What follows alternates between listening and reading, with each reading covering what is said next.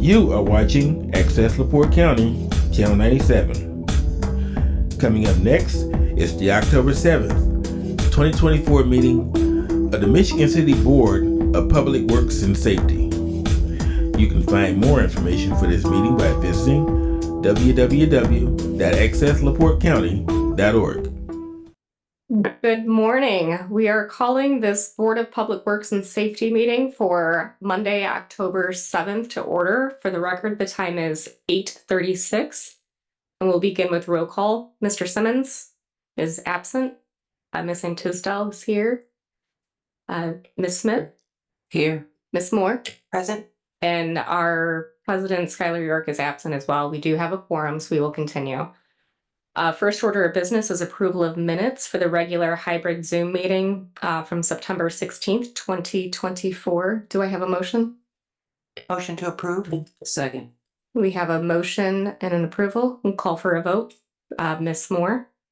Aye. Ms. Smith? Aye. And I vote aye as well.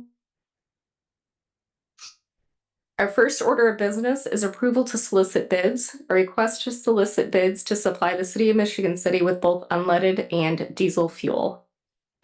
So Madam President, our contracts expire at the end of this year, so we're seeking permission to go out and procure. What we do is we don't accept the lowest bidder, but we create a pool of vendors, and when we need fuel, then we'll send that a solicitation list out to the vendors to get the lowest price. But the purpose of this is to create a pool of vendors, so we really just need them to submit all of the necessary documents to us. They would be due on November 4th at 8:30 a.m. And Mr. Grabacek has been instrumental helping me put the bid specs together as well.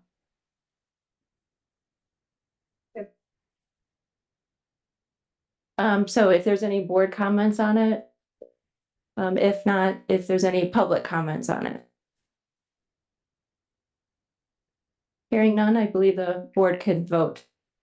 All right, we'll begin the vote. Ms. Moore? Motion to approve. Motion to approve, excuse me. Motion to proceed, sorry. Second. All right, we have a first and a second. Ms. Moore? Aye. Ms. Smith? Aye. And chair votes aye as well. Our second motion, or our second order of business is a waiver approval. The Michigan City Parks Department is requesting the approval of waiver and indemnification, agreement with the LaPorte County Drainage Board for a permit for a regulated drain on Grand Beach Road for the Singing Sands Trail. And we have... Good morning, Board. Shannon Eason, Park Superintendent. So the county requires that the city signs this waiver. We do intend to do some construction work on phase 3 of the Singing Sands Trail within the easement of a regulated drain. So our permit has been approved, contingent on this board approving the waiver and indemnification. It's too early for that many syllables. Wait, do we have any board questions or comments? No? Any public comment? Any comments online? Seeing none, I'll close public comment. Motion to approve. Second. Right, we have a motion and a second. We'll call for the vote. Ms. Moore? Aye. Ms. Smith? Aye. And chair votes aye as well. Thank you.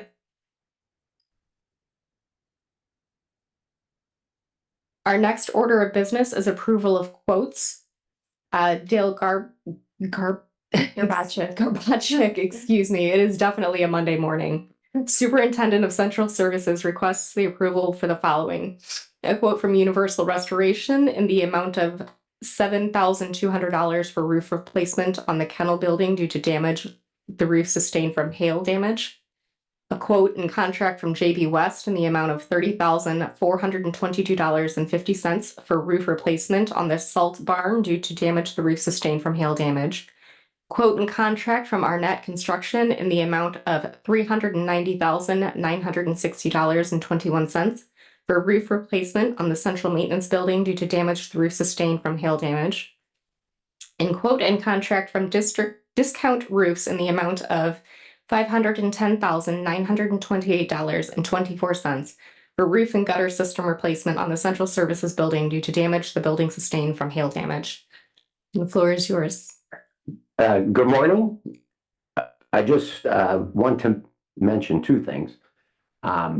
This has been quite a tedious process. The city roofs, of which there are several, so this will be the first round coming through. And I would add that Amber has been instrumental in making sure that I's are dotted, T's are crossed in the paperwork. Having said that, I do want to mention, and I expect to have it today, a revised COI from Discount Roofs, which is the fourth one listed. Some of the verbiage on the certificate needed to be cleaned up. So Amber could attest that I think what we want to do is approve them based on Amber approving that once received. And I'd be glad to answer any questions. So board, just for your knowledge, this is still part of the hail damage claim where this is insurance proceeds paying for this. So I just want to let everybody know, and it has been a pretty tedious task of going through all the city buildings, making claims, keeping track of all of that, not only our buildings, our vehicles. So we have a $5,000 deductible and we've gotten over about $1.6 million to fix our assets. So it's pretty unique opportunity that we have right now. So thank you, Daryl, for all of your assistance on this as well. Do we have any board comments or questions? There's nobody over there. I'll open it up for public comment. Do we have any public comment? Do we have any public comments online? All right, closing public comment. Any other comments or questions from the board? Having also watched Amber and Daryl go through this process, it has been tedious, but we have received proceeds so far to get started, and I think Daryl's making a good choice. We trust him to choose what's good for these buildings, so I support this. I'll make a motion to approve. Okay. The motion is subject to all the necessary Yeah. insurance. Oh, yeah. Support. All right, we'll call for the vote. Ms. Moore, Aye. Ms. Smith, Aye. and chair votes aye as well. Our next order of business is approval of quote. Ed Shin, Building Commissioner, is requesting the approval of a quote and contract from JB West in the amount of $32,318.81 for roof replacement for the city's EMA building due to the damage the roof sustained from hail damage. Mr. Shin? Good morning, Ed Shin, Michigan City Inspection Department. I'm here this morning to, as you say, ask you to, I'm proposing to you to agree with the contract and proposal and quote by JB West for the amount of $32,318.81. The roof has been damaged and deemed damaged by the city's insurance company. And I would tell you that I did review other quotes and found that JB West had the least amount quoted, and ask you to approve of that quote. Thank you. Thank you. Do we have any questions or comments from the board? We'll open this up for public comment. Do we have any questions or comments from the public? No comments from the public? Do we have any comments online? All right, closing public comment. Any other comments from the board? Madam President, this still follows with the $1.6 million in insurance proceeds. So we've got the money for it. Thank you. Do we have a motion for approval? Motion to approve. Support. We will call for the vote. Ms. Moore, Aye. Ms. Smith, Aye. and chair votes aye as well. Thank you. Thank you.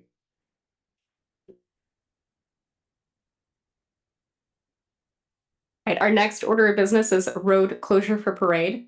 The Michigan City Special Events Department is requesting street closures for the Festival of Lights Parade on November 30th, 2024 from 3:30 p.m. to 7 p.m. A closure of Franklin Street from 4th Street to 10th Street, closure of 4th Street from Pine Street to Washington Street, and closure of 9th Street from Washington Street to Pine Street. All streets will be reopened when deemed safe by Michigan City Police Department. Mr. Williams? Good morning, Board. Eric Williams, Michigan City Special Events. This is the same road closure that we do for this parade every year. The condition this year, we're in a little bit of a unique circumstance with the loss of the Christmas tree in front of the public library. So we would ask that we leave it open to possibly change the route from going north to south to going south to north. With the loss of that tree, we are looking into some potential activities working with the businesses on the south end of town. And if we did decide to go that route, we would be willing to come back to the board and update you on that. I'm sorry, Eric. Normally you go which way? Normally we go north on Franklin Street. We're asking to keep it open for the possibility of basically flipping the route. We would just move the staging to 4th Street instead of 9th Street. So it'd be the exact same road closure, just instead of going one way, we would go the other.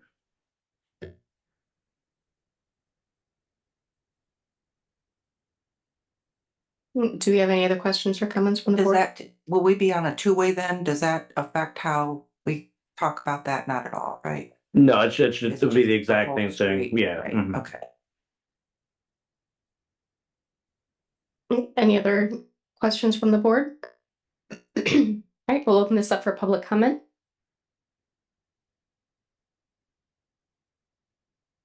Casey Mars, excuse me, 428 East 9th Street. Also, I own Static Age Records at 621 Franklin. The November 30th is a holiday weekend. It's Thanksgiving weekend. So the 29th is Black Friday. The 30th is Small Business Saturday. That Saturday, that weekend, those 2 days are 25% of our fourth quarter sales, which is significant to us. When the road closes, our business effectively closes. I appreciate that the parade doesn't start till later, but at 3:30, we lose half a day on one of our busiest days of the year. Last year, the parade took place on the first Saturday of December.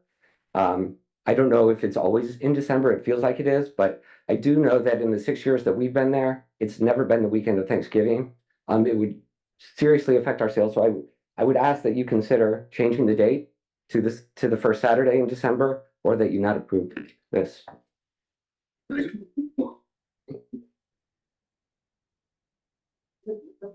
Hello, Scott Melanturner, Kenwood Place.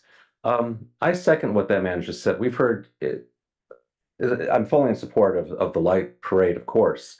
But we've heard this before about special events negatively impacting our vendors on Franklin Street. I think that's a very valid concern that man just expressed that should be taken into account. If it's possible to move this a week into December, I think that is something we should seriously consider.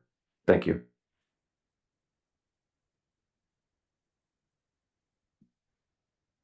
Good morning, Amy Bowman. I'm the owner operator of Good News Vintage located at 613 Franklin Street. I, of course, I'm in agreement with Casey. It's just not the best weekend to do it. We fully need our city's support on that weekend. So we ask that you deny the request. There's also rumors going around that the street will be closed on October 26th for a trick or treat that's supposed to start at 2 in the afternoon, which once again is very detrimental to us because it's hard to participate when we're open. Can't do two things at the same time when you're a small business sometimes. So just would like you guys to consider, those of us that are affected. There's not many of us left, but we do need all the support that we can get. So I appreciate it. Thank you.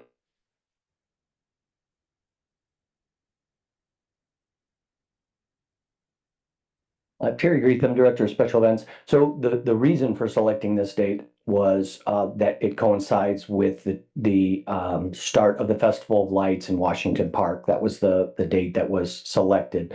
I'd be willing to go back with Pat and talk. I know we get a lot of flack if we push turning on the Christmas lights in the park, if we wait another week. But I'm certainly open to talking with the park department to find out what their thoughts are. And so if we feel we should table this matter, we'll do some investigation, because we certainly want to support the businesses along Franklin Street. Our goal really is to try and drive people down there so that they go into the businesses, but we're willing to table this. If you would table this motion or this request, we'll go back and look and work with the park department to work with the businesses. Thank you. Do we have any other questions or comments from the public? Do we have any comments online? All right, closing public comment. I will just say that the first Saturday in December, for the record, is December 7th. Do you have any comments from the board? Could it be all started on a Sunday? Does that impact the businesses downtown the same way? I would assume that Sunday is probably still. Saturday. You know, it's not as dramatic, but. Again, if I can go back and sit down with the park department and walk through that, we'll see what we can do. It's also, that Sundays can sometimes be an issue because we may lose a lot of the people that want to be in the parade because they don't want to be in a parade on the Sunday. So, but again, we certainly want to support our businesses here. We don't want to cause any issues. I know every time we have a parade, it does cause issues. But we'll go back and look at it. Okay. Move to table until you can report back At the next meeting? at the next meeting. Okay, we have a motion. Oh, second. All right, we have a motion and a second. We'll call for the vote. Ms. Moore? Aye. Ms. Smith? Aye. And chair votes aye as well. All right, our next order of business is road closure for a special event. The Washington Park Zoo is requesting to close part of Lakeshore Drive in front of the zoo for their annual Boo at the Zoo event on October 19th, 2024, from 8 a.m. to 5 p.m. Good morning, Sean Sheldon, retail manager for the Washington Park Zoo.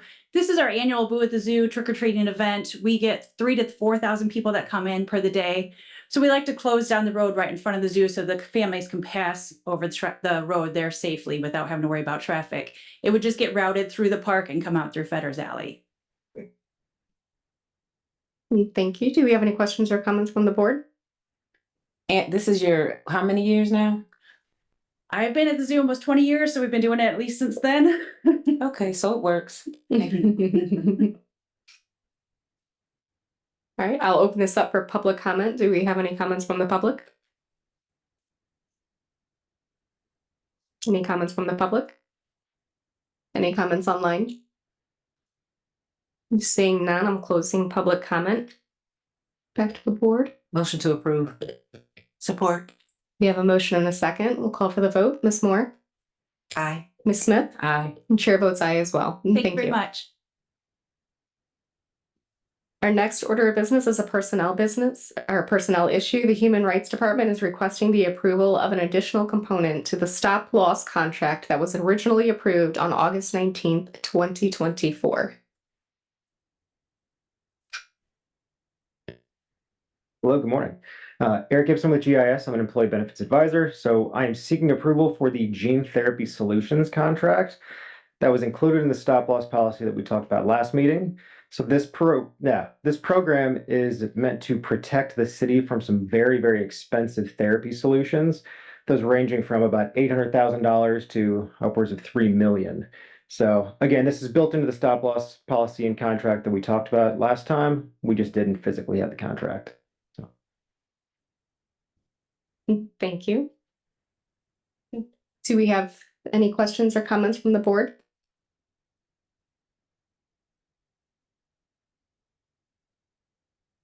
All right, no comments from the board. Do we have any comments from the public? Open it up for public comment. Any public comment?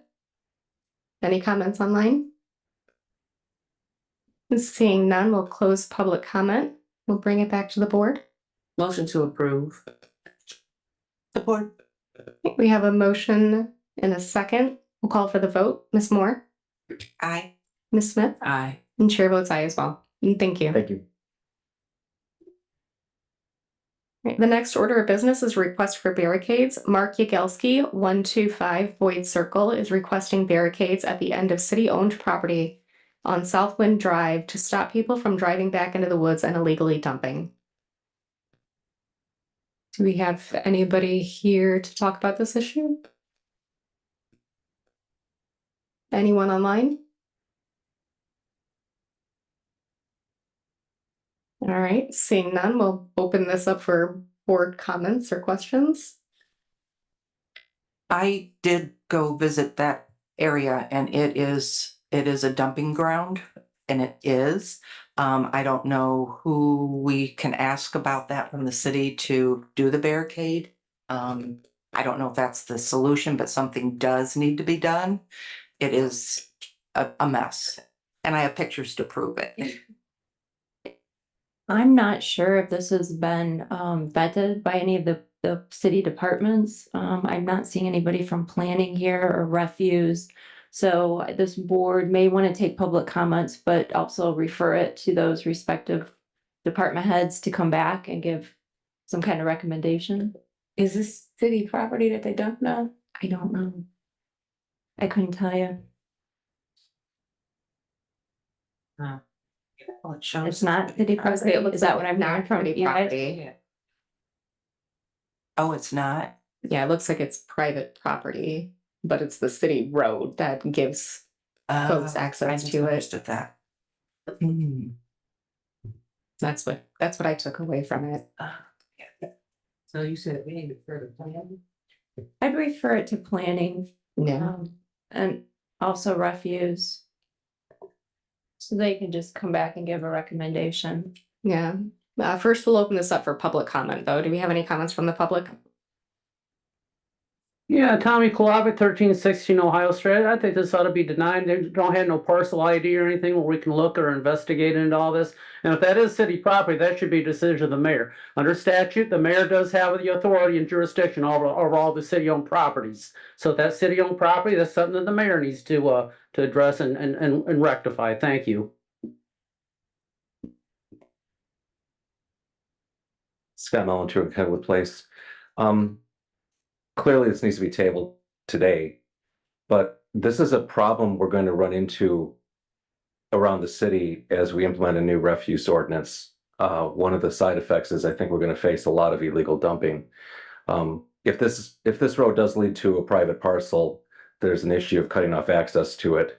And Jersey barriers, concrete barriers, garbage can still just be tossed over. If people are expected to dump in their usual dumping spot, they're just going to throw the stuff over the concrete anyway.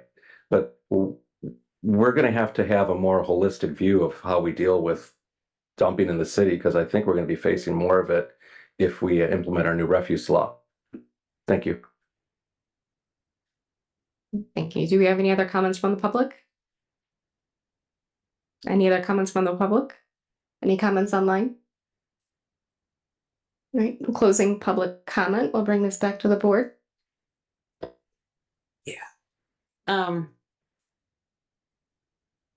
We can't continue to do nothing. I mean, we already have an illegal dumping problem as it is, so the new refuse ordinances that they're working on, it's just something to start with, I suppose, but I think we do need to table this, and ask planning and refuse to come back maybe at the next meeting. I mean, I'd like to know, is it city property? And then, what assessment they can make for us. Who has to clean it up if it's already stuff back there? It should be cleaned up even before it's barricaded, I suppose. If somebody's responsible for that, we should see who that is. So a motion to table until the next meeting so we can get recommendations from planning and refuse. Support. All right, we have a motion and a second to table this until our next meeting. We'll call for the vote. Ms. Moore? Aye. Ms. Smith? Aye. And chair votes aye as well.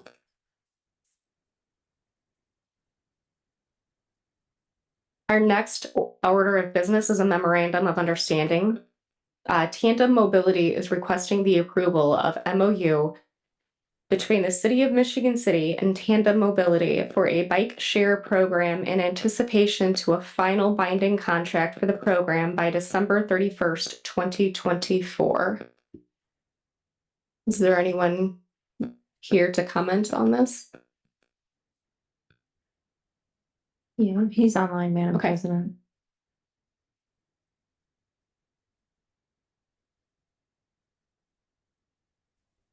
All right, Mr. Folger, you're on. Hi, everybody. Can you hear me okay? Yes. Excellent. Well, my name is Justin. I'm with a group called Tandem Mobility. And as you just said, we're requesting the approval of a memorandum of understanding to pursue a bike share program in the community. Now, this is not just a bike share program in Michigan City. It'll be a regional bike share program connecting to several other communities that we're doing similar things with, including Portage, including Valparaiso. We've already operated the system there for a long time, as well as our kayak systems in port. So a number of already existing and well along their way programs of a similar nature. This is not a traditional bike share program with bikes free floating around the city. This is a bike share program with docking stations, so they're out of right of way, and it's built sustainably. So this MOU is there's no commitment of a dollar amount to this thing, and in fact, the contract that we're going to hopefully finish by the end of the year is a right to operate. There's no dollar city either. It just allows for a bike share program to exist. So I know there's probably a number of questions that you might have about how this works, but I'd happy to hear your thoughts. Thank you. Do we have any questions or comments? Oh, sorry. Thank you. Do we have any questions or comments from the board? Have you spoken with anybody from the city about this at all? Yes. So I believe you've spoken with Skylar York and William Walker. Okay. Neither one of them are here right now, unfortunately, to assist in this, right? Okay.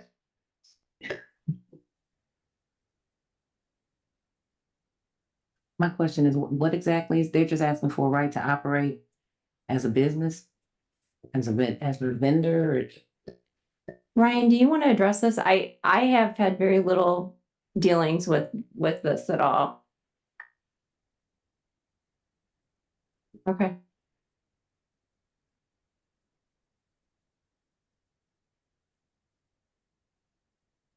And as I understand it, this would just be an MOU with the anticipation of going into a contract at a later date. That's correct. Good morning, Ryan Beal, Deputy City Attorney.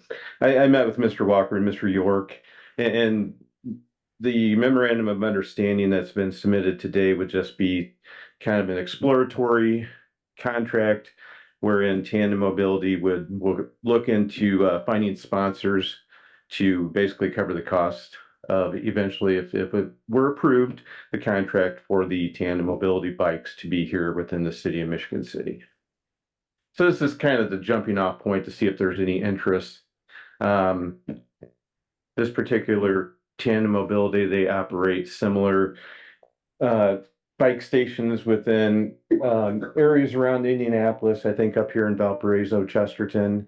It's more of a point-to-point situation where you basically rent a bike from one station and would have to take it to another station and leave it, as opposed to bikes being left around the city sidewalks or anything of that nature. But this is just a jumping off point to see if there's interest from sponsors. I think usually they inquire as to like Franciscan Health might be a sponsor for this, and that would cover the cost of the. So to be clear, this is just a, hey, you can go out, Yeah. see if you can make this viable, and then you would come back to the board That's correct. to solidify. Thank you. Obviously, you've done some research or homework. How many docking stations do you see in Michigan City at this point in time that even makes you think that this would be viable? Sure. Based on our conversations, I wish I could share my screen to show it to you. 8 stations ultimately. However, we'll sometimes launch a phased approach. If there's only funding for 4 stations, we'll start with 4. And as interest kind of builds, We can get momentum within the city, build memberships. We can actually expand organically. So 8 ultimately, I think, is the right number for Michigan City. It could end up being more than that, though, based on usage. There's a tourism market as well, in addition to the local community that I believe it's on cap right now. So 8 is the number, though. So there's a target area, obviously, that you would want these located? Sure. Yes. Where would that be? Excellent. It's mostly downtown. For instance, there's the lakefront. There's a number of different places there. There's I've been told by William that there's a development of some new condos, apartment complex near the train station that would be a location. The public library would ultimately be something that we would want to look into. The outlets, premium outlets would be a location as well. And then along the trail as it leads up to Long Beach. So those are just some of the areas there that hopefully gives you a general idea without showing you a map. So Justin, would these docking stations be on city-owned property or privately owned property? We've done it both ways. Generally, it kind of depends on where there's interest. Sometimes there's private property owners that really want one of these things in place, in which case that's what we'll look into. Sometimes we put them in parks, city park property. Sometimes they're in other city-owned property. It kind of depends. Each one of these locations gets approved through kind of a location siting, location agreement that we enter into. So it kind of depends on, wish I could give you a more concrete answer, but it depends on what there is interest in and what there is approval for in each particular location. And they're all separately done. They would all get approved by whatever processes may be in place. So, yes and no. Does there need to be like an electrical outlet by the station? No. The electric bikes are, which we only use some of. We use pedal bikes and also electric pedal assist bikes. They're battery operated. What we'll do is hire a local mechanic to go out and swap these batteries. So the brains of the operation live in the bikes themselves. So we don't have to run power out to these stations. The stations can be dumb, so the bikes can be smart. It's the knowledge we like to use. So no need for power.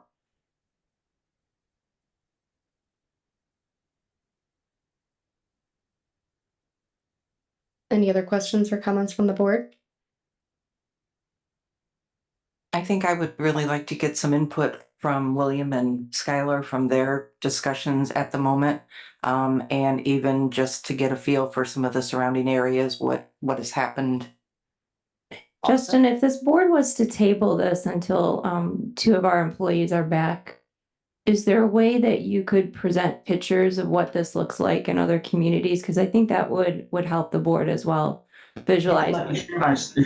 If you could let me share my screen right now, I could show it to you. There's plenty of things I could show you. I've got a couple of slides put together.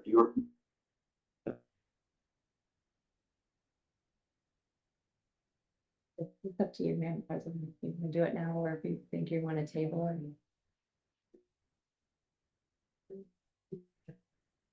Yeah, let's go ahead and Hi, back. You see if I can share this. I'll show it to you. Excellent. All right, so this is actually Valparaiso, the photo that you see there. Is everyone seeing this okay? yes. Excellent. So this is just for some of again, these are some of the goals of the program. This is also in Valparaiso here. This is what one of these bike share stations looks like. It's not imposing in any way, shape, or form. It's also not docked into the cement, so we can pretty much set it up on anything. The bikes themselves dock into board things, into the bikes like that. It's that simple. So this is sort of the whole regional vision. Like I said, we're working with a number of other communities, but in particular, this is kind of the footprint that we have discussed. At least William and Skylar and I have discussed. Obviously, this is all open to input and to change, and it's by no means set in stone or set in anything else. But this gives you the idea of sort of what we're looking at initially. Let me see if I have any other pictures in here. This is what the actual stations look like. This is some of the specs of them. They can be sponsored. This is some of the branding. This is from Portland, Maine. And in addition to this, if there are private businesses or public entities that have got interest in being a docking station for this, they think their employees would use them to get to and from work or to go out on lunch. We've got a way to geofence in private or public bike parking locations, bike racks, and the bikes are able to lock themselves. So with cement decal, we can activate pretty much any business that's got a bike rack as a location in the general scheme and outlay of bike sharing in the community. So connectivity is what it's about. So this is hopefully gives you a little bit of idea of what they actually physically will look like from a size standpoint, as well as what the docking. So this is about the local curator, like I mentioned, for going to bring a job in the community to sort of manage this Danville, Virginia. Is this generally what you were looking for? You looking for more? No, that gives them an idea. One more question. So the bikes in the station, would that be owned by Tandem Mobility or would the city own that? Sure, yeah, we would own the stations that these would ultimately. I'm sorry, Tandem Mobility or the city? Tandem Mobility would own the stations and bikes. We would just operate them in your. It's the way. Okay. Yeah, so Tandem would own all of it. Yes, we would own it. Okay. We would also own the liability, so the city's not liable for anything. We would list you as additionally insured on our insurance, our nationwide insurance, and you will be covered for. We've never actually had any claims of any kind. There haven't been any issues with our bike share systems, but if there were, they would be calling us and not you about those issues. Yes, we own it, but we also own all the liability. And again, this MOU is again, just an exploratory. I think the lawyer said a great way. It's sort of a launching off point. This sort of gives us the confidence to move forward in conversations with potential sponsors that hopefully bring this to your community. What do you see as the role of the sponsors in this? Sure. So there's a funding component, obviously, that kind of makes this happen. A lot of our programs are covered by different organizations in healthcare. We work with Cross Blue Shields, for instance. I've already spoken.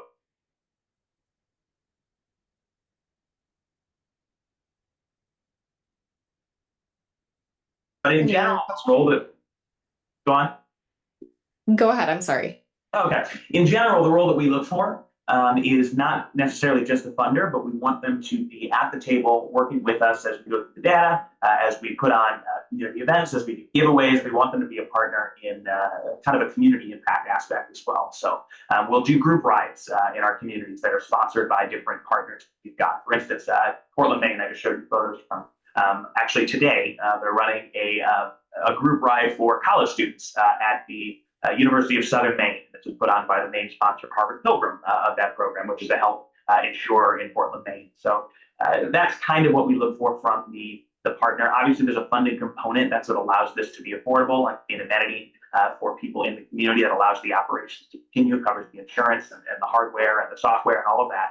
However, what we're really looking for, which kind of makes us go for one over the other, is the level to which a sponsor wants to be involved in the community and make it not just a bike share program, but an actual staple of transportation and recreation in the community. So hopefully that answers your question.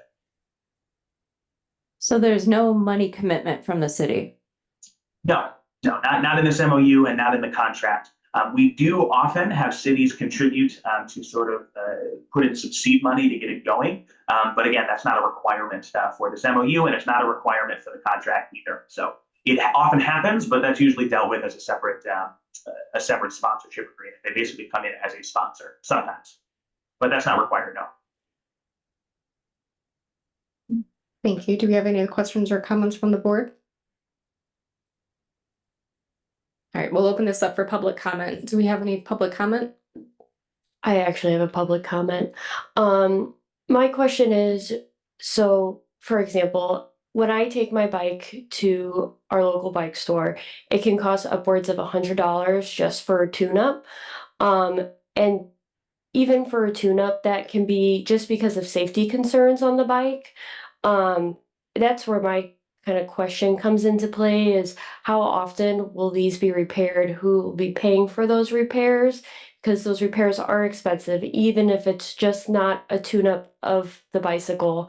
And also, are these, like, I hate to be particular, but what kind of brand of bikes are these? Because there have been bikes that electric bikes specifically that people purchase that have blown up. I'm gonna just be honest. And I know it's my vision is the safety concern and how fast can these bikes go without somebody wearing a helmet. I know our local bike store, in order to even to test ride a bike, they require you to wear a helmet. Great questions there. I'll try and address them all as I can. So the tune-ups, the maintenance, that's done by our local curator. They are at least checked on physically once every 2 weeks, guaranteed. And as anything comes in, we've got a 24/7 customer support line to report anything that might have, say a bell breaks off or a wheel is a tire goes flat. We'll send them out as needed to fix those. So that's all included in the cost of the bikes. That's part of what the job of this local curator is. Yes, they run these group rides like I talked about in a second, but there is a portion of their job that is just mentoring and making sure that the system is up and operational. So hopefully that deals with that. The brand of bikes, the pedal bikes that we use are called Tempo bikes, is what they are. And then the electric bikes that we use are King Beater. They're pretty standard for bike share programs across the country. As far as the electric bikes goes, we can set a speed on those, a top speed, if you will, to of city. If they wanted to go up, they wanted to go down, any of that could be set. Yeah, I think those were your questions and points of concern. Hopefully that addresses it. Yeah, Tommy Kolovic, 1316 Ohio Street. I think this should only be allowed to operate like between St. Patrick's Day and Halloween. This ought to be shut down during the winter months to, mostly keep the bikes. I don't think too many people are going to be riding these in the winter time. Leave them outside during the winter time months really isn't that good for the bicycles. And they can maybe keep them stored at the old Chrysler garage at 11th and Michigan Boulevard where we got the facade for the train station they're about ready to put. That's going to be neat when they do that. I'd like to also include electric scooters. I know they have this down in Indianapolis, and I've taken my young people, and they're now young adults now down there, and they have a lot of fun with those. So I think they should actually not bicycles, but actually electric scooters too. Thank you.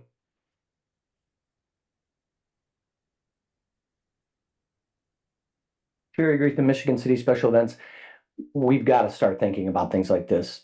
We want people to come to Michigan City, to come to our events and come to our restaurants and come to our stores.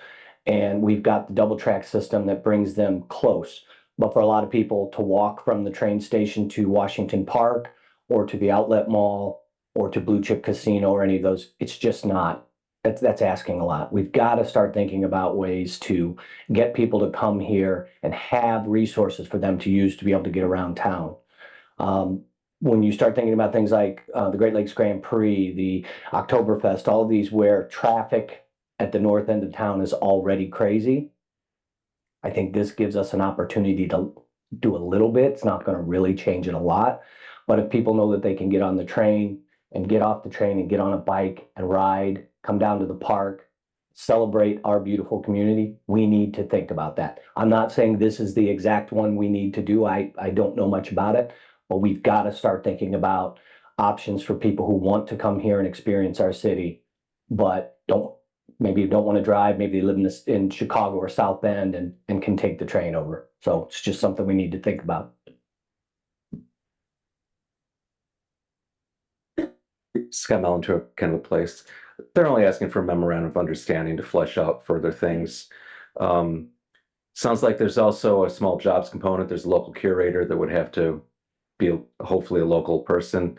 I don't want to question his business model too much, but I think I saw a slide go by saying there was a membership. So if this is a membership model, how is that really going to facilitate tourists coming to the city to use the bikes? But in general, I think we should probably enter into the MOU to flesh out those details. Thank you. Do you want me to answer that?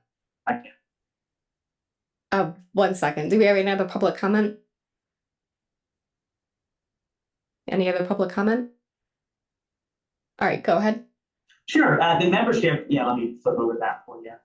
So this is actually very cool. I think I mentioned a little bit earlier, we operate in LaPorte, a number of kayak rentals and other things. It was mentioned that we operate, your lawyer mentioned a number of programs outside of Indianapolis and a number nationwide as well. 150 of these kayak locations is another thing that we do. And the membership is geared mostly towards locals. So if there's somebody around town that wants to be able to use this year round, for $99 a year, you get unlimited riding on the pedal bike. So that is geared to try and make it a transportation solution. So that is one side of what we do. That's how we sort of address the transit, sustainable transportation side, the park and ride, the first last mile from the train station, all of that. So that is geared towards the local community. However, if there's somebody that's got this membership from elsewhere that is a tourist, they can use it in your community. You're connected to the rest of the country, which is cool. And we do have a pay-as-you-go rate as well, which we try and keep as low as possible. That's why this sponsorship matters. We've had grant funding come in to keep that pay-as-you-go rate as low as possible to allow for easy access for people that maybe don't live in your community all year round or a community where we already operate. So it doesn't make sense for them to get a $99 a year membership. However, that does allow them to use the program for whatever they want to while they're in the community of Michigan City. So hopefully that addresses it. It's kind of a both and. Sort of dealing with two different use cases.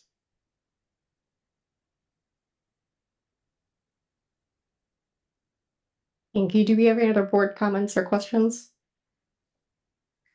I absolutely agree that we should be doing something along this line. I think it's very progressive on our part to be looking at it and thinking about it. I don't know whose responsibility it is other than us voting on this at the moment, but is there any entity that is actually looking at this other than this meeting right now? I know William Walker, I think, took the lead with Skylar York. Like I said, the two that aren't here right now, unfortunately. Right. I would like to hold off for just till the next meeting to get feedback from William and Skylar to see if they have other thoughts along this line and how they might like to proceed in looking ahead. That's just me personally. Is that a motion? That's a motion. Thank you. We have a motion to table and a second. All right, we'll call for the vote. Ms. Moore? Aye. Ms. Smith? Aye. And chair votes aye as well. We will revisit this at our next meeting, which is the 21st, October 21st, and that one will be at 4:30 p.m. Central Standard Time. 4 p.m., excuse me, Central Standard Time, when we have Skylar and William here from the Parks Department. All right, our next order of business is road and sidewalk closure for a construction project. Gluth Brothers Roofing is requesting to block off the sidewalk and parking spaces in front of 519 Franklin Street to set up a crane and dump truck for a roof replacement starting on November 14th, 2024 from 8 a.m. to 12 p.m. Hi, Joy Draves, Gluth Brothers Roofing. That basically says it all. We're doing a roof replacement for the hail damage. We just need to barricade off the sidewalk and the parking spaces during the tear off portion of the roof replacement. We're looking at a tentative start date of November 14th. That will be dependent on the weather and the other construction projects we have leading up to that point. Once we start the tear off, we're looking at blocking the sidewalk and the parking spaces from about 8 a.m. to noon daily until the tear off portion is complete. Any questions from the board? How long does it normally take? You said daily until how many days? I would say, and again, it's weather dependent, that time of year, if it's raining, we can't tear off, that might delay it. I would say probably not more than 2 to 3 weeks in total though for the tear off portion. And that's an estimate probably on the high end. And that's just for a portion of the day. Correct. We're looking at, 8 a.m. to noon. Any questions from the board? Corporal Wright, do you have any comments about anything? You're okay with that? Is there, in the back of the building, is there access to? I don't believe so, based on the map and the owner of the building. I believe we would have to set up the crane and the dump truck in the front, but it would really only be the sidewalk portion right in front of that facility and a few parking spaces right in front of that facility.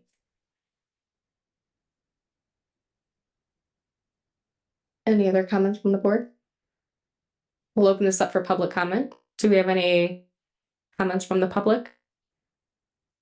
Any comments online?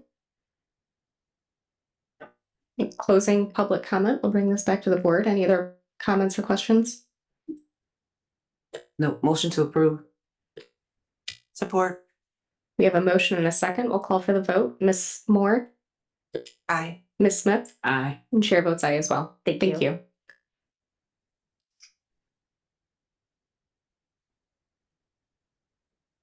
All right, our next order of business is the payroll dockets for September 20th, 2024, October 1st, 2024, and October 4th, 2024. Motion to approve. Support. We have a motion and a second. We'll call for the vote. Ms. Smith, Aye. Ms. Moore, Aye. and chair votes aye as well. And the next order of business is our claims docket for October 7th, 2024.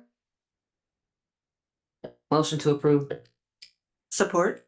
We have a motion and a second. We'll call for the vote. Ms. Moore, Aye. Ms. Smith, Aye. and chair votes aye as well. Our next order of business is an update from Flaherty and Collins.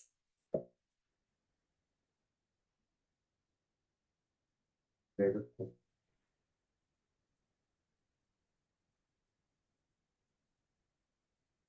morning, Board. David Alvarez, Project Manager with Flaherty and Collins.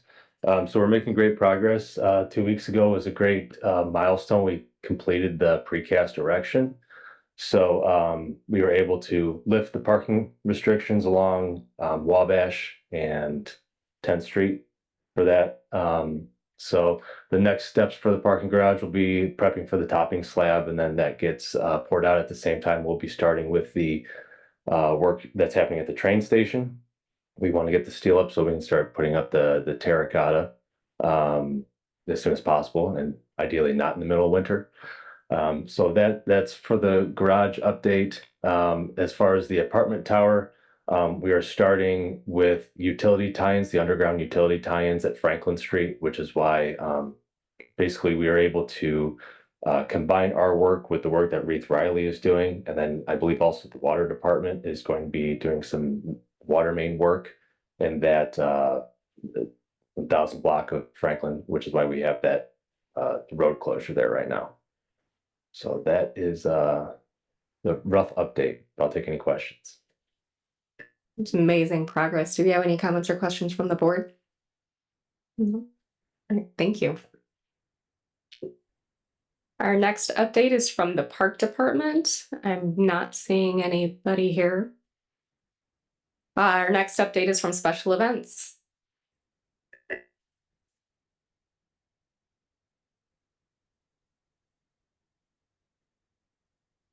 Harry Greetham, Michigan City Special Events. Well, we're currently reconsidering our Festival of Lights Parade for 2024. So that's been put on the schedule, but really this time of year right now, we're working on our 2025 schedule. I believe potentially by the next Board of Works meeting, we will be bringing our 2025 requests for all of our events in Michigan City. In addition to that, we're working on our 2025 sponsorship program. So we're going to start looking for our money for next year. And other than that, that's about it. I got a question. I'm sorry, how many events did you have this year? 8. Are you? Well, we had 8 events that Michigan City Special Events specifically ran. And then, of course, we work in coordination with the Polk County Convention Visitors Bureau on the jet ski races as well as the Great Lakes Grand Prix. Are there any plans in 25 for any more than 8? Right now, we will be adding the Juneteenth celebration. Michigan City Special Events will be running the Juneteenth celebration. And currently we have 3 other potential events that we'd like to add to the schedule, but we still got some research to do on those. Thank you.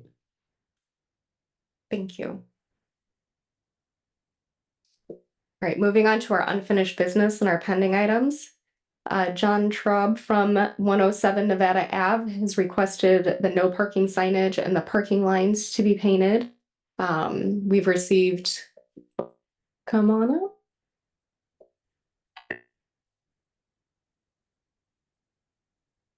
Good morning, Sean Smith, Street Director, City of Mission City. Work has been completed, all the striping, the signage on Nevada Ave.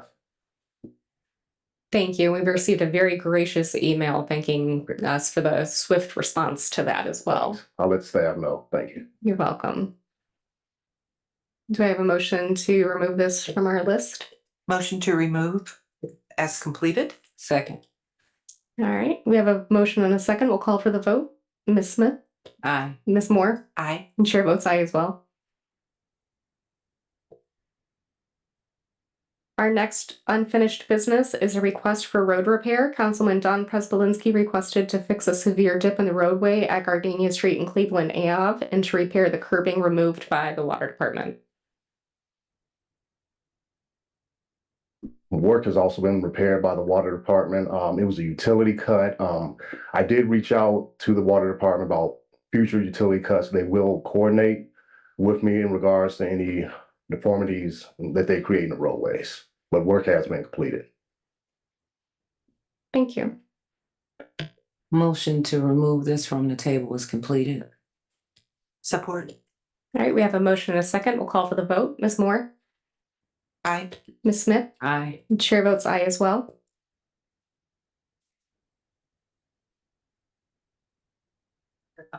Madam Chair, I want to make a motion to amend the agenda and move public comment forward before we do the administrative hearing. Okay. We have a motion. Support.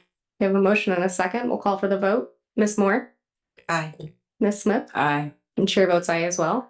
With that being said, we will open this up for public comment.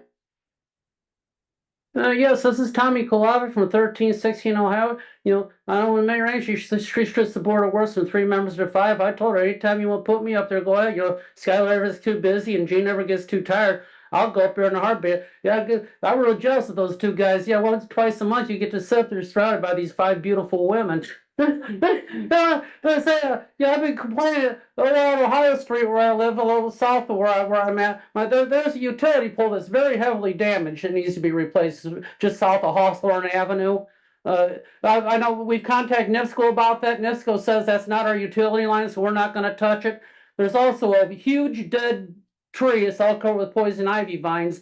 It's laying in the utility. If I fell down during the storm we had back in late October, that needs to be. I asked Mr. Wolf. He said I can't cut those down. Anything less than 10 feet from a utility lines I can't touch. Same thing. Called NIPSCO. Those aren't our utility lines. They're the other utility. Those lines will have to remove that. We shouldn't have that type of info. If that was in Ogden Dunes or Shoretta Woods or Shorewood Forest or Sand Creek, that would have been taken care of for me. We're a bunch of rich people. It's Michigan City. They're going to put that on the back burner and hold us off. Another thing I want to complain about. We have a lot of these restaurant type companies from out of state that are coming in. They're not coming here and getting their mobile food vendor. Prime House Direct, they had set up at Menards. They selling their meat. They didn't even come in a refrigerated truck. They had like one of those rental rider trucks. But they need to come here and get their mobile food vendor permit and pay their fees. I know this Cousin's Maine Lobster is coming Thursday. I haven't seen them come before the Board of Works get their mobile food, but I know Prime House Direct 2 years ago, they came here, didn't get their mobile, they shut them down. This time we let them operate. I don't know why. So let's say go Wolves, beat the Slashers on Friday night for homecoming. Thank you.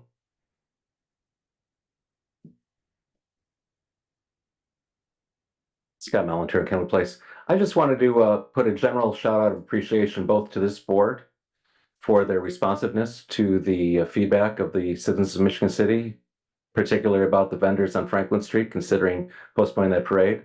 People complain about government not listening, not doing anything, and here we've heard things are being attended to, people are being heard, and I think that's important to be recognized. And I want to thank you all for your work here.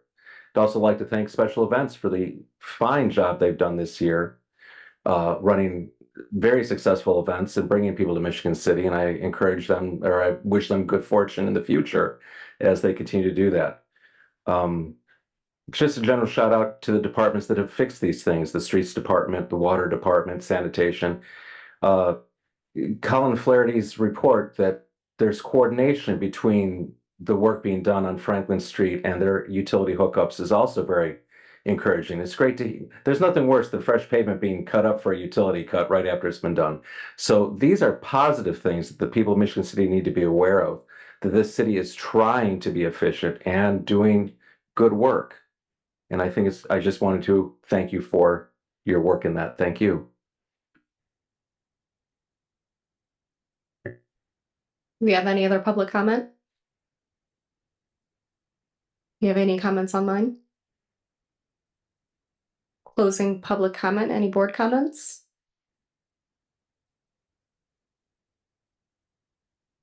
All right, and with that, we will close board comment and move to the administrative appeal hearing. Caitlin Bradley Gaddis, 715 Madison Street, is requesting to appeal a notice and order that was issued for an animal dog determination. I'll turn it over to you, Ms. Page. So if anybody is here for this hearing, can you please come down front if you are going to participate and testify in it here today? Okay. All right, so let me just set the ground rules real quick. So again, as Madam President explained, we're here for an appeal filed by Ms. Caitlin Bradley Gaddis, who is the owner of a male black tan German Shepherd dog whose name is Thor, who has been deemed a dangerous dog as defined by Michigan City Municipal Code section or chapter 14. The Michigan City Animal Control Department has issued a notice and order to the owner and has requested that the dog owner be euthanized. The notice and order was originally issued on August 5th of 2024, and it was subsequently amended to the owner on August 15th, 2024. For Miss Caitlin Bradley Gaddis, sir, I'm assuming you're not Caitlin, or can you identify yourself for the, can you come to the microphone, please? I'm sorry. I'm Shane Leslie. I'm the other dog's owner. Shane Leslie? Yep. Lesley? Yes, ma'am. Okay. And so you and Caitlin own the dog together? Mm-hmm. Okay, all right, let me finish my explanation. Thank you for identifying yourself. And we also have the Michigan City Animal Control Department here present and with counsel attorney Ryan Beal. Let me just explain the hearing procedure real quick and then we'll begin the hearing. Sir, since you are the petitioner in this matter, you'll be allowed to present the board with testimony first. After you present your testimony, then the animal control will be able to present any kind of evidence and testimony. Both parties will be given the opportunity to present any final arguments. Thereafter, the board will be vested with the authority of either sustaining the order, the board could also modify the order, or the board could reverse the order. The board could render its decision after the close of evidence here today, or take it under advisement and issue a decision at a later date. Once the board does render its findings, what we'll do is reduce it to a written order. And if the board does sustain any decision to euthanize an animal, just to let you know, it will not be carried out for 7 days following the board's decision to give an opportunity for you to appeal to a higher court. So if anybody is going to testify here today, sir, in animal control, if you can just please stand and raise your right hand, please. Can you please stand and raise your right? I just have to swear you in under oath. You stand and raise your right hand, yes. Do you solemnly swear and affirm under the pains and penalties of perjury that the testimony you're about to give will be the truth? Yes. Okay, all right, Chad, please be seated. I'm gonna, sir, can you, Mr. Leslie, can you are allowed to go first. Okay. The floor is yours. All right, well, our 3-year-old son got out and the dog, he was really just trying to protect him. The lady tried to pick him up and that's why she bit him. He's really not a mean dog. All of our family and friends come over. We don't have to put him up or nothing. It's really not vicious. And I'd just like to ask if we follow all the guidelines, if we could move him out to my grandma's house. She don't live in city limits. She lives in Springfield Township, and she has a kennel and stuff. And yeah, we'd just like to move him out there. Sir, for the record, can I have your address? 715 Madison Street. Is that Michigan City? Yep.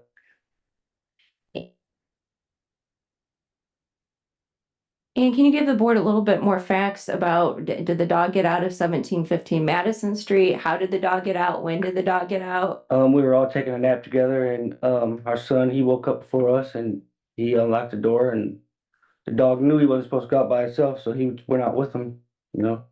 He didn't get he wasn't but a block away down the alley. And yeah, by the time I got there, he already bit the lady.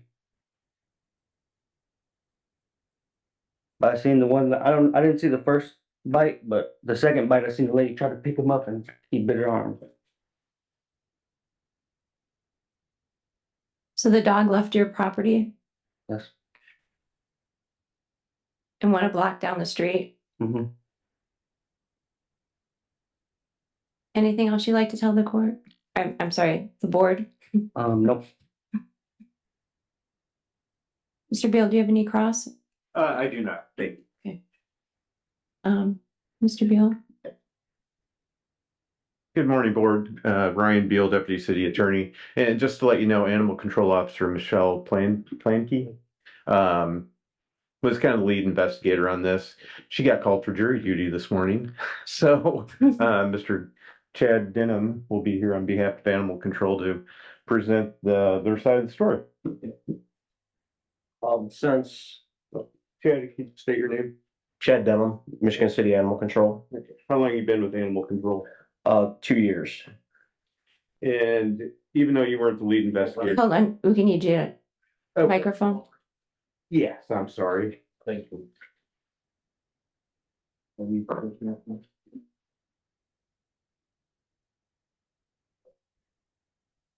So, Mr. Denham, you were not the lead investigator regarding the. It's not on, Ryan. No.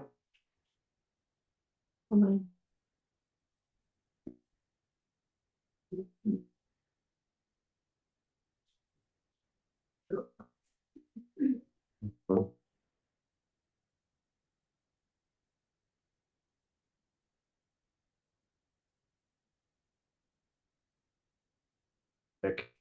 So, Mr. Denham, you were not the lead investigator regarding the dog Thor, is that correct? That is correct. Okay, so your co-officer Michelle Planke, but you are familiar with this Yes, case? I'm familiar with this case. Okay, so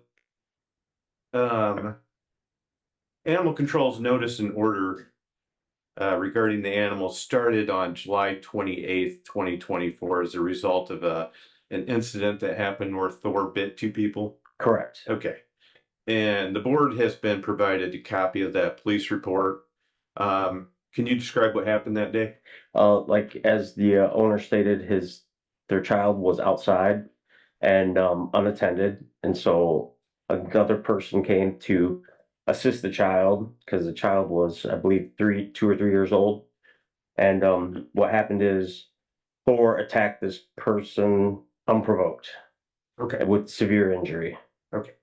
And there are some pictures included with the police report. Can you describe one of the injuries, I guess the most severe one? It was to the lady's left thigh, and it tore through her fat layer and her muscle, and it went deep into her tissue, almost to her bone. Okay. And she was required to get staples to repair this. Correct. Correct. Okay. And had there been a prior incident or incidences regarding Thor? Yes, since May 7th, 2023, there were 7 incidents with Thor. 5 of them were bites. Okay. So these aren't the only bites that are on record. Or these last 2 we're talking about. There was 3 other bites as well. Well, was there one involving an officer? Yes, that were spotted. When did that occur? That happened on the same day as the severe bite. Okay. And so on July 28th, Thor was impounded, correct? Correct. And when Animal Control does that, they have to provide a notice to the owner of the animal? Correct. All right. And in this case, Caitlin, the owner, filed an appeal, and then subsequently an amended order was sent out to Caitlin as the owner of the dog, indicating that it was Animal Control's position that the dog should be euthanized. Correct. Okay. So under the municipal code, Animal Control is authorized to euthanize if Thor is deemed a dangerous animal and a severe injury occurs? Yes. Okay. And that is what Animal Control is requesting today? Correct. Euthanization. Okay. Has there been any other efforts to do something with Thor other than euthanize him? Yes, we've had a handler from the Westville Correctional Department take interest in the dog, but he subsequently does not want the dog. He said the dog does not have the drive desired for a canine unit at their correctional facility. Have you been around Thor since he's been impounded? Yes. Can you describe generally his demeanor towards He individuals? Yeah, he just does not like people. Does not like males, especially. I've been not able to interact with him at all. We have to put him in a 2 kennel unit where basically we can clean each side and we have very limited interaction with him. Okay. Anything else you'd like to add? Just that Thor, if he goes back to the owner, I feel he'll be a danger to the public for public safety because all these attacks are unprovoked. Okay. And there's been a history. Yes, into the history. Okay. Thank you. Yeah. And just for the board's knowledge, on Friday, the victim who had her leg injured dropped off a letter to my office. She did not want to personally appear today, but asked that I provide this to the board.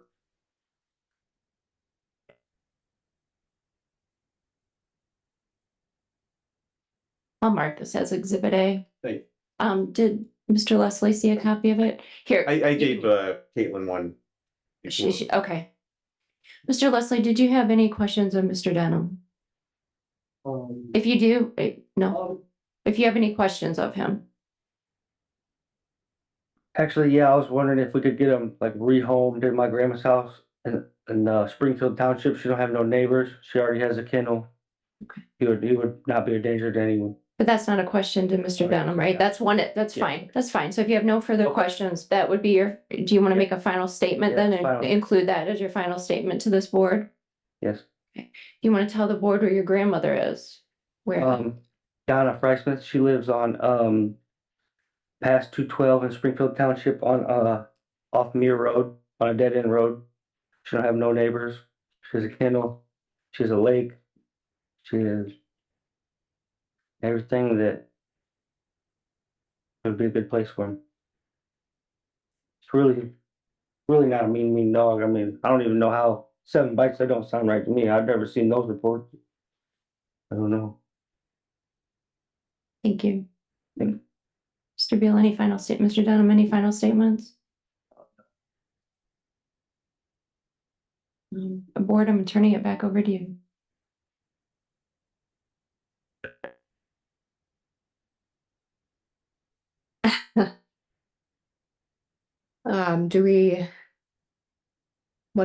So again, the board, if you feel that you would want to make a decision now, you could render it now and make a motion or make a motion to take it under advisement and render a decision at the next meeting. What is the pleasure of the board? And again, you can either affirm and uphold the order from the animal control. You could reverse it, or you could keep it and modify it and under our code, other than euthanization, we have, when an animal is deemed dangerous, we could deem them dangerous with conditions attached such as fencing, the muzzling. So that if the board modified it, that would be an option for the board to modify it, if you so chose. I guess, and just for the record, I provided the board with a list of the conditions that are contained within the code that would be an alternative to having them euthanized.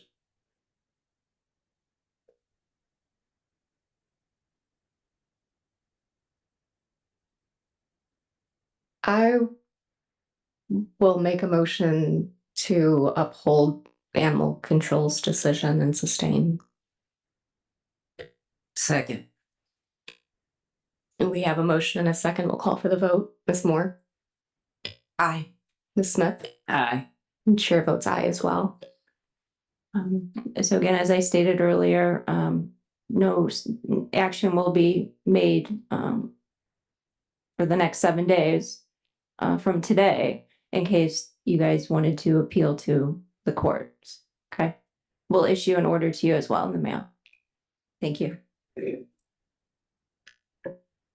And with the conclusion of this, do we have a motion for adjournment? Motion to adjourn. Support. Meeting is adjourned.